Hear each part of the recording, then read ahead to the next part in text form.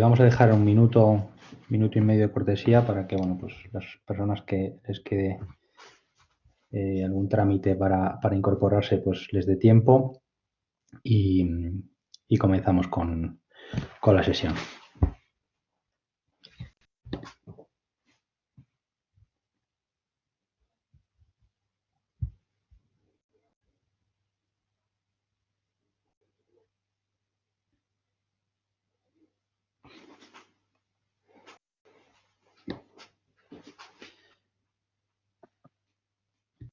Pues nada, en primer lugar, muchas gracias a los asistentes por apuntarse a esta sesión de compliance en el sector público y especialmente los retos derivados de la situación de pandemia que estamos viviendo y los que, bueno, pues posteriormente se derivarán de la misma. Y bueno, como se trata de que esta sesión pues sea una sesión útil y en el marco, bueno, pues de las reglas de comportamiento de este tipo de ponencias, pues vamos a ser muy prácticos, vamos a cumplir los tiempos de una manera muy rigurosa, puesto que se trata de lanzar pues mensajes claros y sencillos y a la vez, bueno, pues que sean de utilidad para todos vosotros. En primer lugar, voy a presentar a las dos personas que me acompañan como ponentes de esta sesión, que son Belén López Donaire y Luis Moll. Empiezo por la parte común que nos une a las tres personas que participamos en esta mesa. Los tres somos letrados de Gobierno de Comunidades Autónomas y miembros de la sección científica de compliance en el sector público del Consejo Superior de Letrados de Comunidades Autónomas. En primer lugar, pues Belén ahora mismo desempeña las funciones de directora general de los servicios jurídicos de la Administración de la Comunidad Autónoma de Castilla-La Mancha. Y Luis Moll, en su recién estrenado destino como letrado jefe del Servicio Jurídico de la Dirección General de Tributos de la Comunidad de Madrid, pero si bien hasta hace bien poco pues ha estado desempeñando las funciones de director del Servicio Jurídico de la Agencia para la Administración Digital de la Comunidad de Madrid. Y yo, bueno, que soy letrado del Gobierno de Cantabria en excedencia y que, bueno, ahora mismo pues presto servicios profesionales en el sector privado en el despacho Ruiz Gallardón Abogados. Principalmente quería hacer una brevísima introducción antes de darle la palabra a mis compañeros y señalar la importancia que, bajo nuestro punto de vista, tiene el compliance en el sector público, una vez ya superado, entendemos, en España, que el compliance en el sector privado es una práctica absolutamente asumida, implementada y, de hecho, querida por los gestores de las entidades privadas. En el sector público, pues su implantación es más lenta, es de más reciente creación, podríamos decir, pero bueno, se ha revelado como necesaria, puesto que los controles existentes hasta el momento, bueno, pues a veces se han revelado insuficientes y es necesario pues un plus de cultura de cumplimiento también en el sector público. Si esto en unas condiciones de normalidad se revelaba como una necesidad imperiosa y absolutamente apremiante desde el punto de vista de los profesionales internos de la Administración, pero también de las personas que se relacionan con las administraciones públicas en concreto y con el sector público ya con carácter más amplio, incluyendo pues, a empresas públicas, a fundaciones del sector público, sociedades mercantiles. Pues en la situación actual de absoluta normalidad en el funcionamiento de las administraciones públicas y del sector público en general, pues esta necesidad consideramos que es, si cabe, más apremiante. Digamos que los poderes exorbitantes que ya de por sí tienen las administraciones públicas se ven absolutamente reforzados en un contexto de excepcionalidad como es el estado de alarma, y entendemos que estos controles, estas medidas de control respecto del cumplimiento por parte de las administraciones públicas tenerse mucho más en cuenta y seguirse con más detenimiento. No cabe duda que en la situación como la actual, cuestiones como el ejercicio de la potestad sancionadora por parte de las administraciones públicas, de la contratación en circunstancias extraordinarias, también todos aquellos aspectos relacionados con la transparencia, pues digamos que están en un contexto, como decíamos antes, de anormalidad, y esto, más que relajar este tipo de controles lo que tiene que hacer, bajo nuestro punto de vista, es si cabe, aumentarlos o ser más rigurosos, ¿no? Con carácter previo, por tanto, dar la palabra a mis compañeros, simplemente señalar un par de normas respecto del desarrollo de la reunión. En principio, los asistentes pues, tendrán apagada la cámara y el micrófono, si bien se ha habilitado un chat, que yo seguiré puntualmente, plantear preguntas o durante toda la sesión que yo iré apuntando y reservaremos unos 15-20 minutos al final de la misma pues para plantear estas cuestiones y bueno, pues en la medida de lo posible, si somos capaces, pues tratar de daros alguna respuesta. Insistimos en que creemos que es importante la formación en compliance en el sector público, tanto para los profesionales internos del sector público como para aquellos que se relacionan con el sector público, si cabe, con más interés, puesto que esto es una moneda que tiene dos caras, ¿no? No solo, digamos, la del funcionario público, el empleado público, sino, pues, en definitiva, los administrados que nos relacionamos con ella, queramos o no queramos. Y sin más dilación, pues le voy a dar la palabra a mi compañera Belén. Belén, como se anticipaba, es una compañera grandísima profesional, reconocida en este ámbito y que además pues, nos va a proponer algunos retos en concreto, algunos ejes sobre los cuales puede pivotar pues, bueno, pues, el tratamiento del compliance en el sector público con carácter general y, bueno, y en un contexto como el actual. Te doy la palabra, Belén. Muchas gracias. Muchísimas gracias, Pablo. Buenas tardes a todos. En primer lugar, mi agradecimiento mutuo a la Escuela de Práctica Jurídica por brindarnos esta posibilidad y compartir al menos un poco de tarde con todos vosotros y explicaros, bueno, pues los retos y oportunidades del compliance en el sector público. Creo que si antes, pues, si podemos hacer un punto de inflexión antes de la situación ¿no? y de lo que viene a ser el post-COVID, creo que hoy más que nunca pues tiene sentido hablar del compliance en el sector público. Cuando echamos la vista atrás, ¿no? Hace tan solo 3 o 4 meses, pues observamos que la de la China de Wuhan y vemos cuál es el escenario en el que nos hemos enfrentado por motivo del COVID-19. O sea, la primera conclusión a la que llegamos es, desde luego, que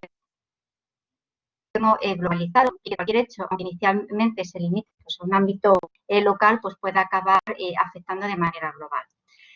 Antes de todos estos acontecimientos que se han precipitado con motivo de esta crisis sanitaria, nos encontrábamos en un contexto de pleno debate sobre el impacto del cambio climático, cómo podría tener un incremento de los fenómenos meteorológicos más violentas y, sin embargo, por ejemplo, estos dos casos son dos ejemplos de los desafíos y retos que se presentan en la gestión de los riesgos. Actualmente, como digo, en un contexto en el que se suceden cada vez con mayor velocidad y en el que la interconexión de los posibles efectos que puede tener con cualquier acontecimiento es cada vez más compleja. ¿Esto es lo que me lleva a decir? Bueno, pues que cada vez no puede ser frecuente que los denominados cines negros, es decir, esta crisis sanitaria es un cine negro, ¿no? Un suceso impredecible que ha tenido un gran impacto. Y esta crisis sanitaria, de la que estamos empezando a salir y ya nos estamos inmersos en una crisis sanitaria, pues ha supuesto una tremenda sacudida a lo que es el funcionamiento de nuestras administraciones públicas.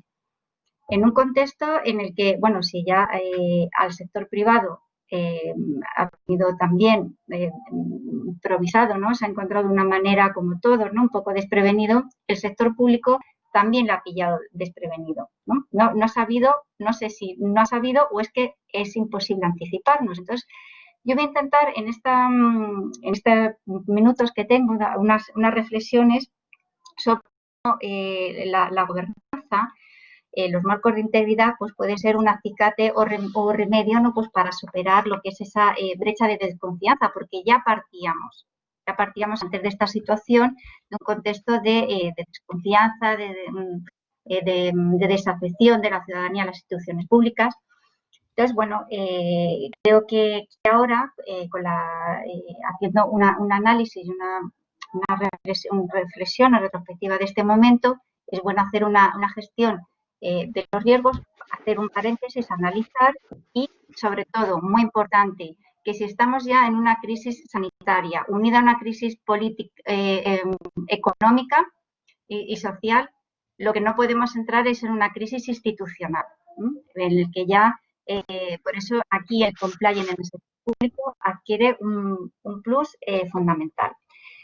Bueno, me gusta empezar por una frase de Karl Popper en cuanto a la gobernanza, que dice que cómo se pueden organizar las instituciones políticas de modo que se impida que los gobernantes malos o incompetentes hagan mucho daño. Bueno, pues aquí creo que tenemos que partir del concepto de gobernanza. La gobernanza, tal como la entendemos, es una manera, por supuesto, viene de la palabra gobierno y en un sentido conocido, pues es un proyecto que fue auspiciado por las organizaciones multilaterales, en concreto del Banco Mundial, y hacía referencia en el libro blanco a algunas dimensiones que tenía que recoger el concepto de gobernanza, sobre todo lo que es la transparencia, la participación y la rendición de cuentas. Estos son pilares o ejes fundamentales en el concepto de gobernanza. Luego también el Consejo de Europa, pues también en el año 2006 añadió a estos tres ejes pues algunos otros como el caso de la ética pública o la sensibilidad medioambiental. Esto es importante.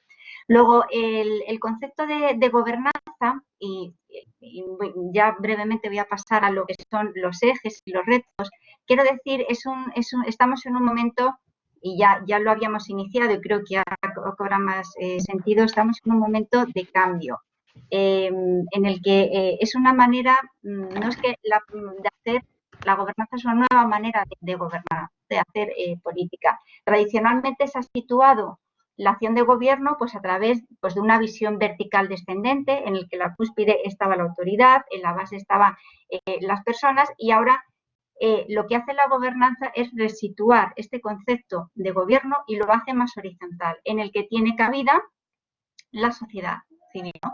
Durante este tiempo, en unos pocos breves meses, hay muchos ejemplos, ¿no? Pues de cómo en propuestas, aplicaciones, ha tenido acceso o se ha dado acceso a la participación o a la sociedad civil. Bueno, pues estos son un germen que poco a poco tiene que ir calando en un modelo de gobernanza, es en el que se comienza a trabajar pues, de forma reticular con diferentes actores y es importante tener unos cimientos y unos ejes.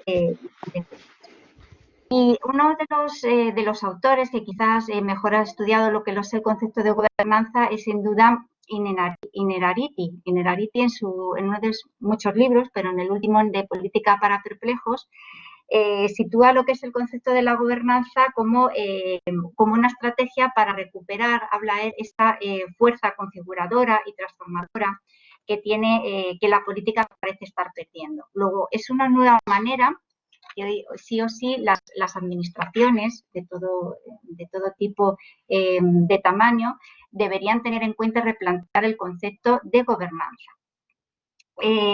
También es importante tener en cuenta cómo, porque estamos en un contexto marcado, globalizado y además interdependiente y tenemos que tener unos principios para evitar cualquier crisis que se nos plantee como la que estamos viviendo. Uno de los aspectos fundamentales, dicho esto, es como la organización y entrando ya descendiendo un poco más en materia, ¿no? Como de la necesidad del comprar en el sector público, como la OCDE, la Organización para la Cooperación y el Desarrollo Económico, ya en su recomendación de 26 de enero de 2017, haciendo referencia a la recomendación a la integridad pública, lo consideraba o lo considera como una adhesión a unos principios y unos valores éticos. Y además ya recomienda que las instituciones o el sector público tendría que implantar unos marcos de integridad, promover lo que es una cultura ética, ejercer un liderazgo en este ámbito, una rendición de cuentas que sea real y efectiva y unos modelos de control interno. Bueno, pues esto que son unas recomendaciones, adquieren cada vez mucho más sentido, como digo, no ya por el ámbito, cuando hablamos de compliance, es verdad que intentamos hacer una traslación de los principios o conceptos del ámbito privado al ámbito público. Es así, pero la motivación y muchos de los ejes o parámetros serán iguales o compartirán estructuras, pero la motivación es totalmente diferente, ¿no? En el caso de compliance en el sector privado, aquí es una regulación en el Código Penal y es para evitar esa responsabilidad penal, ¿no? El tener un modelo de compliance, de diligencia, de prevención, mientras que en el caso del sector público, salvando lo que son la empresa pública, la motivación es otra. Aquí no hay esa responsabilidad penal, pero sí hay un compromiso lo que es con la integridad institucional, con lo que es una cultura de cumplimiento, que esa cultura es semejante, o tiene que ser compartida en el sector privado igual que en el sector público. Luego la motivación, por tanto, es diferente, que compartan algunas estructuras similares.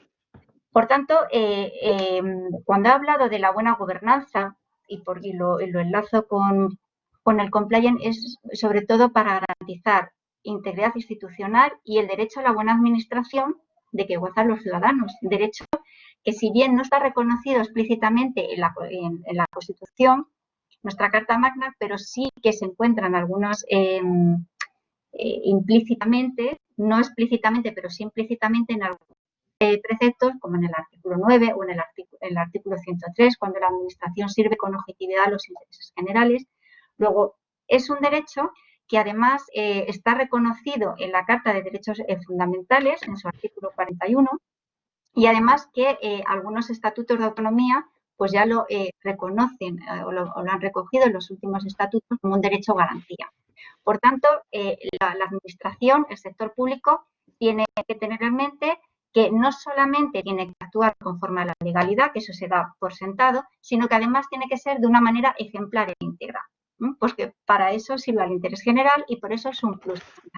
Luego, en el caso es que las herramientas o los ejes que comentaré de compliance en el sector público nos van a dar unos elementos necesarios para poder implantarlo en cualquier administración del tamaño que sea. Además, fijaros, tenemos en mente, todas las administraciones, tenemos en mente lo que es la Agenda 2030 para el desarrollo sostenible. Bueno, pues también lo que es una fortaleza institucional de las administraciones está estrechamente vinculada con los objetivos de la Agenda 2030 para el desarrollo sostenible, o sea, cuyo contenido se basa en lo que son 17 objetivos y 169 metas, ¿no? Estos son la Agenda 2030. Bueno, pues además el compliance con sus diversos matices sí que puede aportar a la Agenda 2030, en particular a uno de sus objetivos, que es el número 16, el objetivo de crear unas instituciones eficaces, unas instituciones responsables e inclusivas a todos los niveles, pues sí que puede el compliance aportar, como digo, para la consecución de estos objetivos. ¿En qué sentido? O incluye premisas, pues si se aplica eficazmente por los gobiernos, por las instituciones, puede ayudar, ¿no?, a lo que es reducir sustancialmente la corrupción, que no es poco, y el soborno en todas sus formas. Como digo, a crear esas instituciones que sean responsables, transparentes a todos los niveles, a garantizar lo que es el acceso público a la información, a fortalecer lo que son las instituciones, etcétera. Hay una serie de objetivos que con la aplicación de las técnicas de compliance se pueden lograr o satisfacer esos objetivos de la Agenda 2030. Hasta ahora, bueno, os he marcado lo que es, he centrado en la introducción de gobernanza, por qué es necesario, y brevemente, ya no sé si me he comido el tiempo que tenía, pero bueno, si Tiene no... 2 minutos, Belén. 2 minutos, bueno. No. Quiero proponeros brevemente, bueno, pues de un análisis reflexivo, el método 9.4. Este método 9.4, sí, no está en ningún libro ni artículo doctrinal, es, bueno, del análisis de lo que yo he ido estudiando creo que se pueden aplicar 9 ejes. La Administración tiene que tener en cuenta 9 ejes y 4 retos. Los ejes, dado el interés, Belén, te vamos a dar 8 minutos si hace falta, ¿eh? los anuncio y luego, si tengo otra parte, los desarrollo. Algunos quiero desarrollarlos. Análisis y gestión de los riesgos en corrupción. Un eje fundamental. La elaboración de códigos éticos, políticas y procedimientos. El establecimiento de canal de denuncias, que ya tenemos de 2 años, pero ya tenemos una directiva que obliga a todas las canal de denuncias. Sistema de frente a los movimientos. Formación. Bien, parece que tienes algún problema que nos hablaba la OCDE. Estos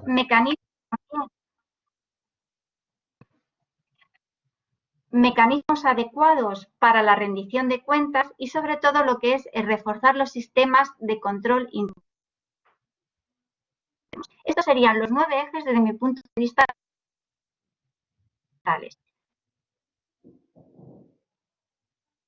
Podemos... Belén, ¿tienes algún problema de conexión? Si te parece, le voy a dar la palabra a Luis, a ver si eres y capaz luego podemos desarrollar. Big Data y la inteligencia artificial. Desde mi punto de vista. No, sí, no Belén. se oye, Belén. Yo creo que sí. Bueno, mientras Belén es capaz de un poco retomar la conexión, interesantísimo lo comentado por Belén. Yo creo que ha puesto un poco el marco a la necesidad del compliance en el sector público, máxime, pues en este contexto un poco de excepcionalidad. Yo, Luis, te quería preguntar que nos hicieras alguna reflexión un poco desde tu experiencia en una entidad como es la Agencia para la Administración Digital de la Comunidad de Madrid, con el amplísimo, desde luego, ámbito que abarca en el sector público autonómico. ¿Ya? Estamos hablando ahora con Luis y te volvemos a dar la palabra. Perdón, no sé qué ha pasado. Nada, no te preocupes, Belén, no te preocupes. No te preocupes. Vale, perdón. Los 4 retos que estaba diciendo los enuncio y ya, Fenomenal. La inteligencia artificial, lo que es también la creación de valor mediante la innovación, un buen sistema de compliance debe ir precedido de una planificación, no hay cumplimiento de objetivos, y otro de las administraciones romper el techo de cristal, ¿no? Pues desarrollar acciones para que las mujeres se incorporen a puestos de decisión en la administración pública. Entonces, ya no quiero entrar en ninguno más por el tiempo, pero si tengo otra oportunidad... No, claro que la tendrás, Belén. De hecho, algún asistente nos dice que no han podido tomar nota. Si te parece, cuando te vuelva a dar la palabra, nos enuncias nuevamente los 9 ejes y los 4 retos y si quieres profundizar en algún aspecto, fenomenal. Vale. Estaba preguntándole a Luis que desde su perspectiva como profesional de la administración en el asesoramiento jurídico en el marco, sobre todo, de la tecnología y su implantación en el sector público, ¿cómo crees, Luis, que puede ayudar la tecnología a que la cultura de compliance cale y si puede aportar algún valor añadido pues en esta situación de excepcionalidad o de post-excepcionalidad? Gracias, Pablo. Bueno, a la Escuela de Práctica Jurídica y rápidamente os quiero decir, el tema del compliance se ha revelado esencial ya en todos los sectores privados y también públicos. Y en concreto, en el ámbito de la tecnología nos encontramos con varios condicionantes. El primero es que estamos hablando de compliance, que parece que es una institución, una regulación que se ha pensado para el sector privado, que tenemos que aplicarla a un ámbito diferente, que es el sector público, ¿no? Como bien ha comentado Belén antes. Y esto ya implica un salto de igualdad. No es lo mismo, a lo mejor no son las mismas técnicas exactas las que se utilizan en el compliance del sector privado al sector público. Y el segundo salto del que os iba a hablar unos minutos es el que tiene que ver con la tecnología y en concreto cuando la administración pública se dedica a la gestión de la tecnología, a la producción de la tecnología o a la compra de tecnología. Porque en la compra de tecnología por la administración pública no es una compra, digamos, para ella, sino que es una compra finalista. La finalidad de la administración pública es la persecución de los intereses generales, es decir, el beneficio y la satisfacción de los intereses de los ciudadanos. Entonces, esto, digamos, que tenemos que estudiarlo partiendo, en primer lugar, de que el propio mapa de riesgos que existe en una administración pública exige un conocimiento profundo de las estructuras administrativas. Pues en este sentido, yo creo que, digamos, la aportación que la tecnología hace al compliance, bueno, pues se puede estudiar en primer lugar, pero bueno, este casi es más técnico, más fácil de hacerse cargo de él, es que existen hoy día unas grandes herramientas tecnológicas que sirven para implantar programas de compliance, pero bien es cierto que esos programas de compliance previamente tienen que haber sido diseñados y adaptados a medida de las instituciones. Y en este caso estamos hablando de instituciones públicas, con el condicionante que son públicas, que sirven a los ciudadanos, y también con un condicionante que nos encontramos, y es que con carácter general, el compliance más llamativo, que es el del derecho penal, pues no se aplica al sector público porque las entidades de derecho público, las administraciones públicas, están exentas de responsabilidad criminal, si bien es cierto que parte de su administración institucional, cuando sean sociedades mercantiles o personas de derecho privado, pues sí pueden estar sometidas a este tipo de responsabilidades. Entonces, eso desde un punto de vista. Y desde el otro es este que os voy a comentar un poquitín más ampliamente y que consiste en cuando la tecnología es el objeto con el que trata la administración pública. Desde este punto de vista, yo creo que los programas de compliance deben centrarse partiendo en algunos pilares, entre los cuales yo creo que son importantes pues, los siguientes.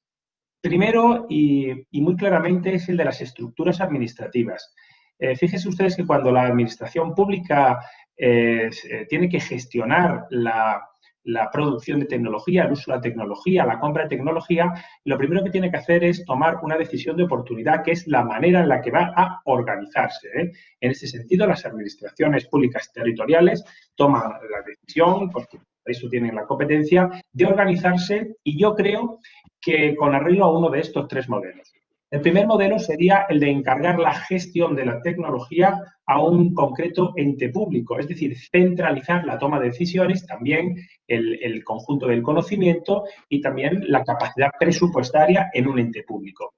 El segundo lugar es un poco seguir un camino de dispersión, es decir, que cada centro directivo de la administración pública se haga cargo de contratar la tecnología que necesite o de producir la tecnología que esté en el ámbito de sus competencias. Y en tercer lugar, un modelo mixto, que es el que quizás se sigue en la mayoría de las administraciones, desde luego yo creo que el Estado y también, por ejemplo, la Comunidad de Madrid, donde yo presto mis servicios, en el que lo que se hace es que, digamos, un ente público centraliza la gestión pública que tiene que ver con la tecnología cuando esta es de carácter transversal para todos los sectores de actividad administrativa, ya sean los asuntos sociales, la sanidad, la educación, etcétera, y cada centro directivo, cada consejería o cada ministerio adquiere, fabrica o produce la tecnología que está en el ámbito de sus competencias y que es solo para ellos.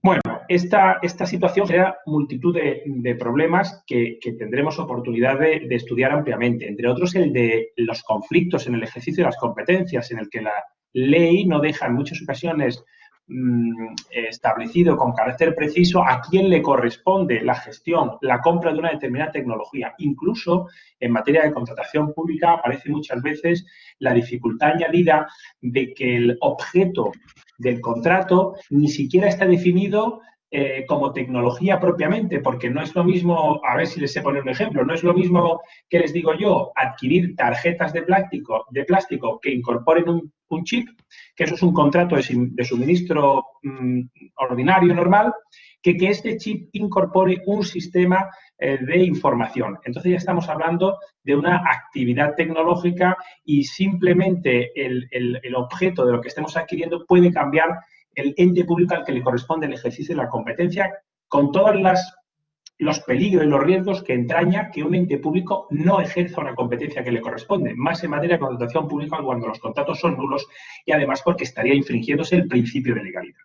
En segundo lugar, les quiero decir que la diferencia que hay entre el sector privado y el sector público se pone muy de manifiesto a la hora de hablar del compliance, porque mientras en el sector privado estamos hablando de sociedades mercantiles que tienen una finalidad económica, en el sector público, por un lado, lo que se está garantizando en el ámbito de la tecnología es el acceso de los ciudadanos a los servicios públicos a través de la tecnología, en el camino que ya iniciara la Ley 11/2007 y que hoy día continúan las leyes 39 y 40. Pero es que, en segundo lugar, las tomas de decisión, los centros de toma de decisión en el ámbito del sector público están encarnados en una parte en gestores públicos, que son altos cargos, y en otro en funcionarios públicos, empleados públicos, etcétera, que están sometidos a una legislación, a unos derechos y unos deberes particulares. Y donde las relaciones entre los actores en la administración no se rigen por la normativa laboral, el derecho mercantil, etcétera, sino por los principios de legalidad, por los principios de jerarquía, por las herramientas propias de la administración pública, como son las encomiendas de gestión, etcétera. Todo este entramado, estructura, cómo se incardinan las diferentes competencias y cómo participan los agentes de la administración pública, determina un mapa de riesgos singular en el sector público y singular en el derecho de las tecnologías y en la adquisición de tecnología. El segundo pilar, creo yo, que es el de neutralidad tecnológica. Es decir, cuando la administración pública se dedica a comprar tecnología, a fabricar tecnología o a diseñar tecnología, debe garantizar el principio de neutralidad tecnológica, que tiene varias vertientes, pero que en general significa, en relación con la contratación, que no se puede vulnerar los principios de igualdad, de publicidad, de concurrencia de las empresas licitadoras a la hora de prestar servicios a la administración. Esto significa que la administración no puede optar por una tecnología con una marca concreta. Significa que no puede explicar que sus necesidades tecnológicas se satisfacen solo con una concreta tecnología de una empresa determinada, sino que las necesidades se deben de diseñar de una manera genérica para que puedan satisfacerse con varias de las tecnologías que existen en el mercado. Esto, además, garantizará evitar en el futuro una cautividad tecnológica de las administraciones públicas, que es otro de los temas que hay apasionantes en esta materia. Pero, en segundo lugar, cuando la administración diseña tecnología, tampoco puede caer en el riesgo de fabricar, diseñar una tecnología, digamos, que afecte a la soberanía de los ciudadanos, que afecte a los principios de igualdad, a los derechos y a las libertades de los ciudadanos. Es un riesgo enorme. La tecnología que produce una administración pública, que, por cierto, es el principal motor de innovación tecnológica en los países, sobre todo, pues, por ejemplo, en España, no debe afectar, no debe poner en riesgo los derechos de los ciudadanos ni el principio de igualdad. Y, en tercer lugar, el tercer pilar en el que deben centrarse el mapa de riesgos y a donde deben ir dirigidos los programas de compliance es el supuesto en el que las administraciones públicas se dedican a la innovación tecnológica. Imagínense ustedes en esta situación en la que nos hemos encontrado, pues ahora con el COVID-19 se ha puesto pues muy claro de manifiesto la dependencia, el uso que hemos hecho de las herramientas informáticas y la gran cantidad de fake news que hemos tenido que soportar, ¿no?, diariamente. Estamos pendientes de las noticias, de los medios de comunicación a través de las distintas redes sociales y se ha observado una cantidad de fake news y desmentidos casi inmediatos. Fíjense qué importante es para la administración pública cuando lo que se propone, por ejemplo, es comunicar, pero comunicar sobre todo información oficial, información relevante. En esta o en cualquier otra situación, que importante es para ella saber elegir dónde alojar esa información. En el ámbito de Internet, en el ámbito de las redes sociales. Es muy importante para no crear confusión, porque fíjense que los ciudadanos, cuando van a una oficina de información, pues que es física, se sabe que se dirigen a un edificio y ese edificio es un edificio de un ministerio o lo que sea. Pero cuando acceden a través de Internet, tienen que tener la seguridad, la tranquilidad de que están interactuando con la propia administración pública. Para ello es necesario que la administración tenga cautela a la hora de alojar estas páginas oficiales, a la hora de elegir las propias autoridades de registro de nombres de dominio en las que va a desarrollar su actividad. Incluso en España, pues tenemos un ejemplo claro en el que las propias administraciones públicas se han constituido en autoridades de registro de nombres de dominio. Esto significa que, por ejemplo, en el Estado, pues es conocida la entidad red.es y existen otras administraciones públicas en España que tienen sus propios nombres de dominio. Pues singularmente en la Comunidad de Madrid tiene .madrid, existen otros en Cataluña, en Galicia, etcétera. Y es muy interesante el estudio de la forma en que ha tenido de organizarse la administración pública a la hora de participar como actor privilegiado en el mundo de Internet, es decir, siendo dueño de la herramienta que pone su imagen y su actividad en Internet, y su actividad en el mundo de Internet, porque lo ha hecho de todas las formas posibles en el derecho administrativo, es decir, como ente público, propiamente dicho, como administración, es decir, como ente sujeto a las normas de derecho público, como es el caso de la Comunidad de Madrid, o como parte de la administración institucional a través de entidades públicas empresariales, como es el caso de Red.es, pero también a través de formas de asociación y de fundación, como puede ser el caso de Cataluña o el caso de Galicia. Es decir, que nos encontramos en todo el ramillete de formas administrativas, ente público, fundación pública, sociedad mercantil de capital público es la única que no se ha utilizado, pero sí asociaciones en las que los socios son entes de derecho público. Esto genera igualmente una cantidad de riesgos inimaginables. Primero, porque las relaciones que estas administraciones tienen entre ellas y frente a terceros cambian mucho si su personalidad es jurídico-pública o jurídico-privada. En segundo lugar, porque también cambia la manera de relacionarse con los órganos que internacionalmente se dedican a regir el mundo de Internet, como la Internet Corporation. No es lo mismo relacionarse con esta organización si uno es un Estado que si uno es una fundación. Estos tres pilares no hacen sino poner de manifiesto que el compliance en el sector público es necesario, porque el sector público es un sector tremendamente complejo, hiperregulado y además, digamos, del máximo interés. ¿Por qué del máximo interés? Porque el interés que tiene es el interés que tenemos todos, que es el interés general. Pablo. Pues muchas gracias, Luis. Muchas gracias por tocar estos puntos tan relevantes y, bueno, y de tantísima actualidad en un momento como este. Nuevamente, Belén, yo creo que por el interés que ha suscitado los 9 ejes y 4 retos que, bueno, pues que con dificultad hemos podido escuchar, creo que es importante que los vuelvas a enunciar y profundizar, pues como quieras. Adelante, Belén. Muchas gracias, Pablo. Pues sí, lo que he comentado creo que es como la estructura o eje vertebral de la administración o del sector público en general, contar con nueve ejes en el compliance en el sector público. Por un lado, es fundamental lo que es el análisis y la gestión de los riesgos de corrupción. Es verdad que luego andaré un poquito en el ámbito de la contratación, ¿no? Ante situaciones como de la que estamos empezando a salir, digo, en el ámbito sanitario, porque crisis económica saldremos dentro de bastante, era si quizás hubiéramos contemplado en todos estos, en mapa de riesgos, el riesgo de una pandemia, probablemente la probabilidad hubiera estado baja. Entonces, no hemos sabido anticiparnos a esos cisnes negros. Ahora ya vamos teniendo conocimiento. Bueno, pues en materia tenemos que anticiparnos o intentar con las herramientas de inteligencia artificial y sobre todo con un buen mapa y análisis de riesgos, anticiparnos ante futuras situaciones, por ejemplo, que en el ámbito sanitario han ocurrido con la adquisición de suministros de material sanitario, ¿no? Con antes EPIs, que todo el mundo, todas las administraciones se han visto quizás desbordadas.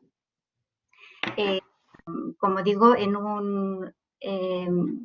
se han visto desbordadas en el ámbito de la contratación. Bueno, voy a avanzar los ejes y luego me centro en la contratación, que tengo mucho que decir. Análisis y gestión de los riesgos. Por un lado, lo que es la elaboración de códigos éticos códigos éticos o códigos de conducta. En este caso, para la elaboración de todo código siempre tiene que ir enfocado a riesgos, es fundamental. Y además tiene que ser como un traje a medida para cada administración, no vale replicar modelos de terceros. Fundamental otro eje, el establecimiento de un canal de denuncias. Como decía, tenemos ya una directiva europea de octubre del 2019. Bueno, pues ahora tenemos que transponer. Entonces, y además, como digo, obliga a todas las administraciones a denunciar cualquier incumplimiento en determinados ámbitos o materias que están recogidas en la directiva, siendo uno de ellos, por ejemplo, en el ámbito de la contratación. Fundamental estos canales de denuncia. Los sistemas disciplinarios frente a los incumplimientos. Fundamental en todo sistema de compliance es la formación, ¿no? De nada sirve tener un buen política, un buen código ético si no hay esa formación. Está claro que la ética o esa cultura no solamente se aprende, sino que también se adquiere, sino que se enseña, sino que también se entrena. Es decir, si no hay una formación previa, es muy fácil pues volver a cometer errores, incluso con la simple ignorancia que se está haciendo lo que es conforme a la legalidad, que puede ser, pero a lo mejor en no todos los casos es ético. Otro aspecto fundamental, otro eje, es la supervisión y la regulación del sistema de integridad. Entonces, si no hay un monitoreo, un seguimiento continuo, no puede ser efectivo, está claro. Todo ello tiene que ir acompañado de una creación de unos órganos, comisiones, con el nombre que se quiera denominar, pero que tienen que tener una independencia y además unos órganos en materia de ética y de integridad. Mecanismos adecuados para la rendición de cuentas. Esto está conectado con la transparencia que voy a tratar posteriormente y sobre todo reforzar los sistemas de control interno y externo. Es verdad que ya en el ámbito de las administraciones hay unos controles muy rigurosos, unos controles que están establecidos por la ley, pero esto tiene que ser como un complemento añadido. Tiene que haber que fuera como una coordinación y un complemento, en ningún caso sustitución. Estas son las pinceladas de los 9 ejes. Podría estar horas hablando de cada uno de ellos, pero me voy a centrar ahora en enunciar los retos y en otros puntos sobre la contratación y la transparencia. Creo que en el momento en el que estamos es fundamental. 4 retos que tiene la administración, sí o sí, es el Big Data y el uso de la inteligencia artificial. Todos hemos también, gracias, una de las lecciones que hemos podido aprender y que si la administración no se ha paralizado es también pues al uso de medios de teletrabajo, que tiene herramientas, inteligencia artificial. Entonces, pero la administración día a día, por lo menos la que conozco o que conozco más, pues no está digitalizada al 100%, ¿no? Aunque esto ya sea una obligación de las leyes 39 y 40. Fundamental la creación de valor mediante la innovación pública. Es que la administración no puede, tiene que dejar ese modelo anclado del siglo XIX, tiene que innovar y crear valor a una sociedad. Sobre todo la planificación, porque no nos engañamos, la planificación es la herramienta o eje fundamental para conseguir los objetivos de la creación de valor.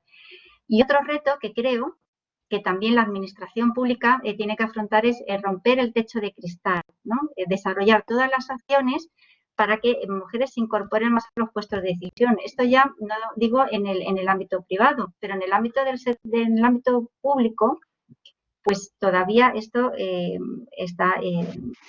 no está conseguido al 100%. Es verdad que algunas administraciones están más avanzadas, otras no, pero por ejemplo, en el caso de direcciones generales sí, pero en el caso de empresas públicas hay muy pocas mujeres que sean presidentas o que sean directoras gerentes de una empresa pública. Muy pocas, o yo conozco muy poquitas, ¿no? Entonces, bueno, creo que también es otro de los retos. Quiero hablar de esto relacionado con la transparencia, pues en el caso de la contratación, porque desgraciadamente, como digo, de esta crisis sanitaria, los servicios y los órganos de gestión, órganos de contratación, pues han tenido que hacer una labor o están haciendo, han hecho ya el grueso, una labor importante, ¿no? Y un esfuerzo encomiable. que no son la cara visible como otros empleados públicos en esta pandemia, pero también han tenido que exponer toda la carne en el asador para adquisición pues, de todos los equipos de protección individual, de suministros, guantes, en un contexto en el que, como digo, creo que la nota fundamental ha sido pues, la improvisación, la falta de coordinación entre las administraciones, ¿no? Porque si bien es cierto, y no quiero entrar mucho en lo que es la gestión, ¿no? Sino simplemente poner una nota cómo hay que gestionar o coordinar. Si con la declaración del estado de alarma en el artículo 6 del Real Decreto 463/2020, ¿no? se señalaba que para la adquisición de materiales o suministros en el ámbito sanitario, se establecía que como una compra centralizada o que estaría centralizado por el Ministerio de Sanidad como autoridad delegada competente. Bueno, pues esto habrá que plantearse si ha sido un modelo eficaz o no. Es cierto que desde mi punto de vista el ámbito de sanidad es una competencia que está transferida a las comunidades autónomas desde hace muchísimos años y que realmente la capacidad de gestión por parte del Ministerio, aparte, como digo, de la situación de este mercado persa que nos hemos encontrado todas las administraciones para adquirir sus productos, no ha sido lo suficiente. Luego se ha intentado, por otro lado, relacionar que eso no quitaba o era un complemento para que las comunidades autónomas o el resto de administraciones pudieran adquirir esos productos. Bueno, pues todo esto tenemos que crear un modelo. Si llega a pasar otra crisis sanitaria, de cualquier otra catástrofe, tendremos que aprender y establecer unos mecanismos. Bueno, pues esto en cualquier administración, cualquier riesgo puede pasar y el compliance es precisamente para advertir de esos riesgos y establecer unos ejes. Fundamental también el caso de la transparencia, ¿no? Como uno de los ejes de todo de compliance en el sector público. Esto, desgraciadamente, ¿no?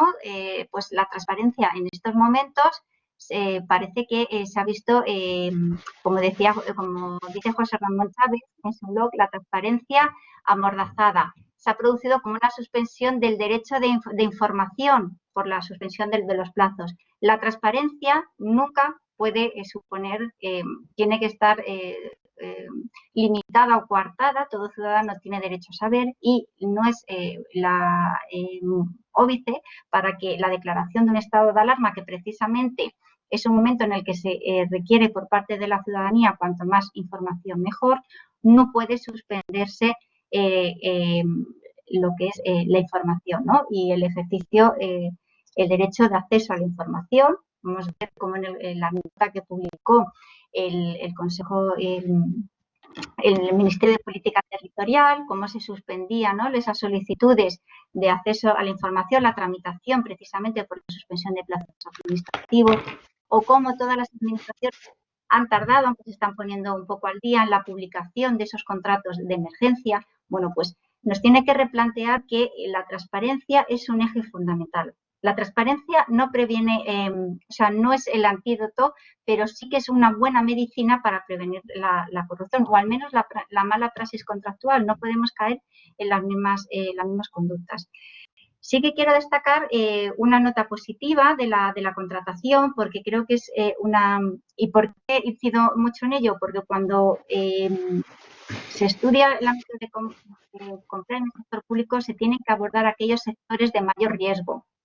Cuando hacemos un análisis general, establecer unas medidas transversales, pero luego unas medidas específicas para cada materia o ámbito de mayor riesgo. Y uno de ellos es, sin duda, pues la contratación, como puede ser el ámbito de las subvenciones, del urbanismo, gestión económica financiera. Entonces, ahora, en este momento en el que la contratación ha adquirido, la contratación pública, pues ha adquirido un relieve importante, como consecuencia la crisis sanitaria, pues es una de las herramientas, yo creo, o una de las soluciones para poder, o una estrategia, ¿no? Pues para poder ayudar a salir o contribuir a salir de esta crisis económica, contribuir a la política de empleo.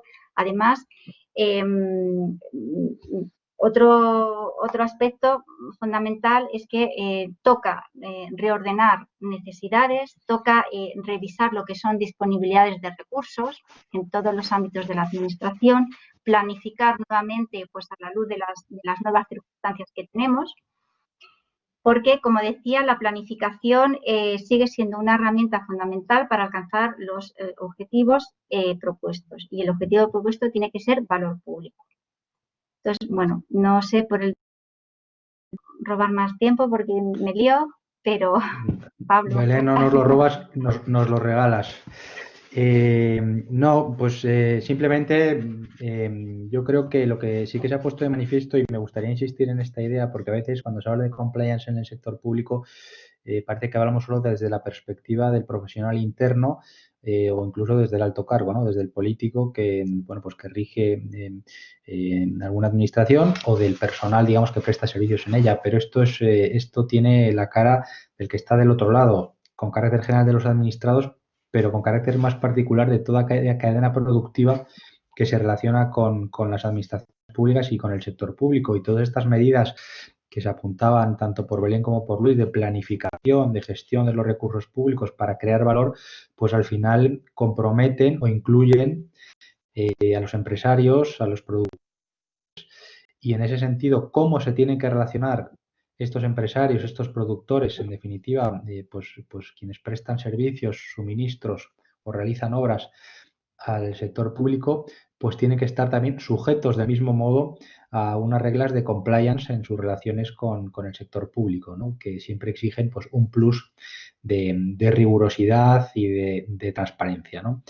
Yo también quiero insistir en que, haciendo referencia al 116.5, creo recordar, de la Constitución, que dice que en los estados de alarma, bueno, en general alarma, excepción y sitio, pero en los estados de alarma, los poderes constitucionales del Estado, sus funciones no pueden interrumpirse, pues bueno, sin que específicamente las cuestiones propias de la transparencia pues merezcan, digamos, tan alta consideración, sí que entendemos que forman parte integrante del ejercicio del poder del Estado y en particular, bueno, pues del ejercicio del poder ejecutivo, con lo cual, pues sí que tenemos que tener en cuenta que eso debe interpretarse conforme a estos preceptos constitucionales, ¿no? Y por tanto, pues aprendamos, ¿no? de esta situación y de cara al futuro, bueno, pues sentemos las bases para que si esto se produce nuevamente, que ojalá nunca sea así, pues lo hagamos, digamos, de la mejor manera posible.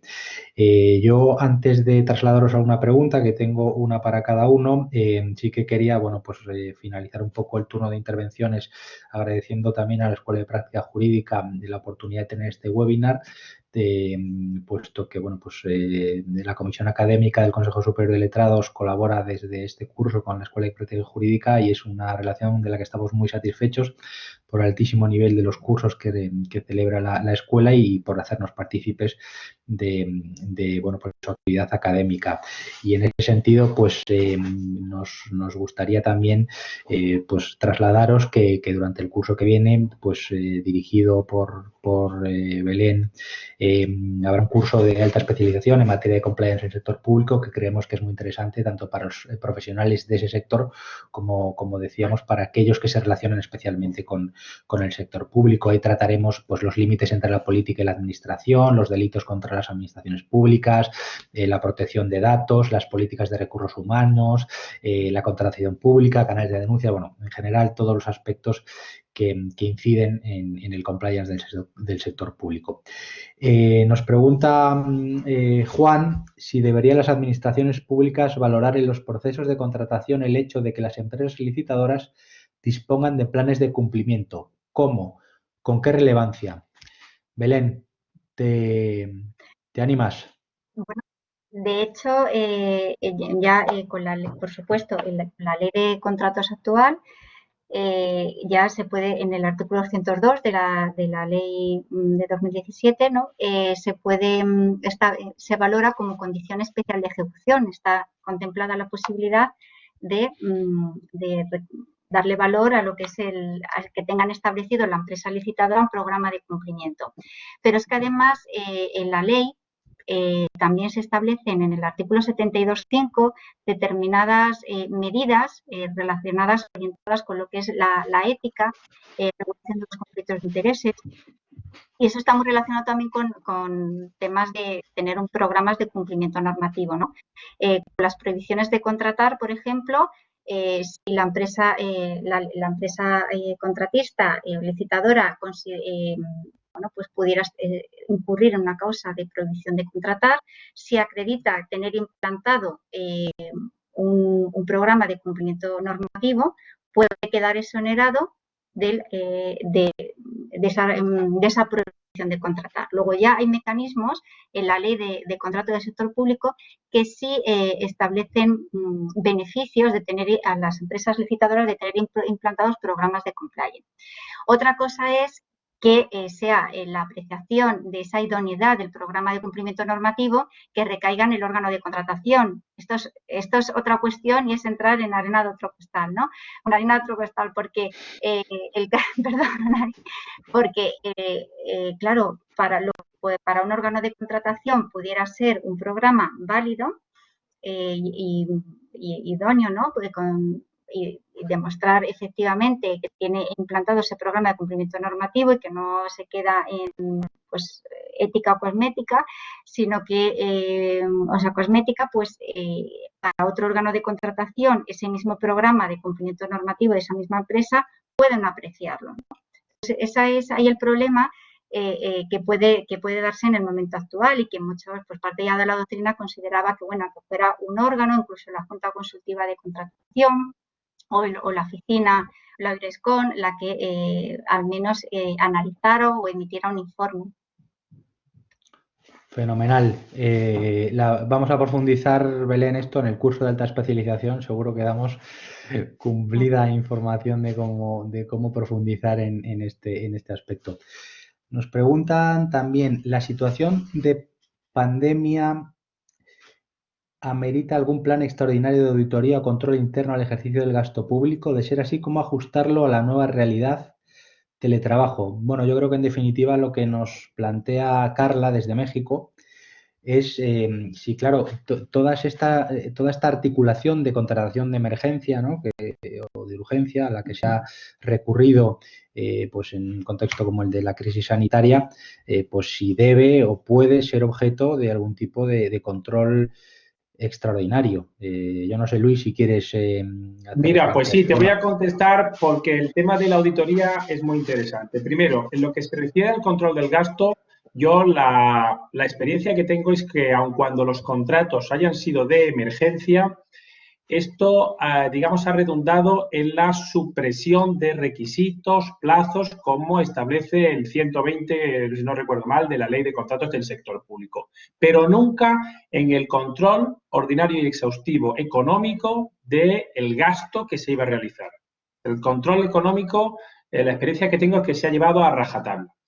Pero digamos, ahondando en el tema de la auditoría, lo que sí quiero poner de manifiesto en relación con esto del teletrabajo y de las herramientas informáticas, es que sí resulta aconsejable, no solo en época de pandemia, sino con carácter general, el que cuando las administraciones públicas se dotan de determinadas tecnologías que potencialmente pueden ser agresivas a los derechos fundamentales de los ciudadanos, pensemos en estas tecnologías que permiten la geolocalización, que incluso permiten el control remoto de dispositivos electrónicos, etcétera. Digamos, no basta con, yo pienso, y creo que debe entrar dentro de los programas de compliance en el sector público, no basta con establecer unos unos controles internos, es decir, oye, estos requisitos o estos elementos que son potencialmente peligrosos de esta tecnología, bueno, pues no se van a utilizar, o se va a establecer un protocolo en el que para que afecte a un ciudadano previamente ha de prestar su consentimiento, o simplemente es necesario que para que se pongan en marcha la toma de decisión no la haga una persona solo en el sector público, sino que es necesario que existan auditorías tecnológicas también, es decir, que periódicamente garanticen qué uso se ha hecho de esa tecnología, Pablo. Fenomenal, pues como nos gusta ser rigurosos tanto al inicio como al fin, son las 7 de la tarde, teníamos previsto la duración de 1 hora y yo creo que vamos a dar por finalizada la sesión, agradeciendo en primer lugar pues a Belén y a Luis su asistencia, sus palabras y bueno, pues la transmisión de unas ideas que yo creo que habrán sido, esperamos que hayan sido útiles y que os hayan despertado el apetito pues para profundizar, ya digo, y me gusta insistir en esto, en un ámbito que no solo compete a los profesionales de la administración, sino en general a todos los que nos relacionamos con ella. Agradecer nuevamente a la Escuela de Práctica Jurídica, a su director por su confianza, al personal que trabaja en la escuela por su apoyo técnico incondicional y utilísimo. Y os emplazamos para una siguiente sesión que esperamos que sea cuanto antes. Muy buenas tardes a todos. Muchas gracias. Gracias, adiós. Adiós.